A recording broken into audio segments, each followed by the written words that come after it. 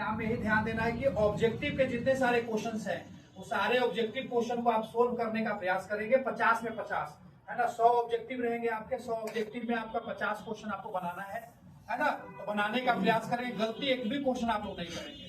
तो आप 5 सब्जेक्ट में 50-50 आ गया तो आपका 250 इधर हो जाएगा आपका, है ना। और 50 नंबर का आपका प्रत्येक सब्जेक्ट में 50 का डिस्क्रिप्टिव है, आराम से उसको देने का प्रयास करेंगे। सबसे ज्यादा ध्यान देना 2 सब्जेक्ट पे, सब्जेक्ट में ज्यादा हिंदी पर आपको ध्यान देना और इंग्लिश पर। लैंग्वेज पेपर अगर आपका बढ़िया जाता है अगर आपका एग्जाम में, तो लैंग्वेज पेपर सबसे ज्यादा इंपोर्टेंट पार्ट है। बच्चा लोग क्या करता है कि साइंस का बच्चा साइंस वाले सब्जेक्ट पर ध्यान देता है, कॉमर्स का बच्चा अपना कॉमर्स वाला सब्जेक्ट पर ध्यान देता है, और इंग्लिश और हिंदी को दरकिनार करके चलता है। तो आपको हम लोग शुरू से हम लोग मेहनत करके आपके बीच में हिंदी का भी और इंग्लिश दोनों का हम लोग ज्यादा से ज्यादा अच्छा करने का हम लोग प्रयास किए। रवि सर भी आपके साथ अच्छा मेहनत किए हैं। जितना हम लोग पढ़ाए उससे कम ही आपका क्वेश्चन आएगा, मतलब आपका ज्यादा से ज्यादा मात्रा में क्वेश्चन आपको सोल्व कर पाओगे आप। मतलब आप अगर 100 नंबर का ऑब्जेक्टिव आएगा तो 80 से 85 नंबर का क्वेश्चन आपके जो हमने पढ़ाया है, जो अपने नोट्स हमने आपको दिया है, उसी से क्वेश्चन आएंगे। तो मात्र आपको कितना बनाना है, मात्र आपको उसमें से 50 बनाना है।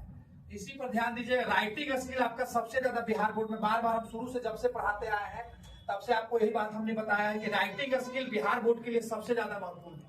नोटिंग है ना, हाईलाइटिंग, वो सबसे ज्यादा इंपॉर्टेंट पार्ट है। निष्कर्ष के रूप में अपना विचार जो है उस पर ज्यादा आप फोकस करोगे आप, जिससे आपको लगे कि दूसरा का जिसका मतलब जितने सारे बच्चे उससे आपका कॉपी अलग होना चाहिए। अगर जब तक आपका कॉपी अलग नहीं होगा तब तक आपका और सब मतलब आप जितने सारे एग्जाम के स्टूडेंट्स उसमें आपका कॉपी अलग होना चाहिए, जिससे आपको कॉपी जांच करने वाले को लगे कि हाँ इस बच्चा में कुछ काबिलियत है, जिससे आपको अच्छा से कॉपी को जांच कर सके।